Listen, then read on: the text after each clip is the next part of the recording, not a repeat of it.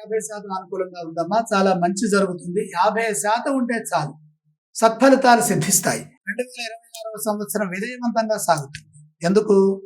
షష్ఠ స్థానంలో రాహు ఉంటే విజయం. శత్రువులపై విజయం సాధిస్తారు. శత్రువులు అంటే బయట ప్రపంచంలో మన కళ్ళ ముందు కనపడే వాళ్లే కాదండి. మన లోపల ఉన్నటువంటి 6 ఉన్నారు, అరిషడ్ వర్గాలు. వారిని కూడా మనం జయించాలి. లేకపోతే మనకు మనశ్శాంతి ఉండదు. మన మీద మనకు నమ్మకం కలగాలంటే రాహుగ్రహం సహకరించాలి. షష్ఠోపజయగతుడైనటువంటి రాహువు పరిపూర్ణమైన విజయాన్ని ప్రసాదిస్తున్నారు. ముఖ్యమైన కార్యక్రమాల్లో సానుకూల ఫలితాలుంటాయి. అలాగే కోర్టు సంబంధమైనటువంటి విషయాలు, రుణ సంబంధమైన విషయాల నుండి విముక్తి లభిస్తుంది. పట్టుదలతో చేసే పనుల్లో గుర్తింపుని సాధిస్తారు.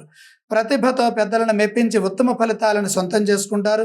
గృహ నిర్మాణాది విషయాల్లో కలిసొస్తుంది.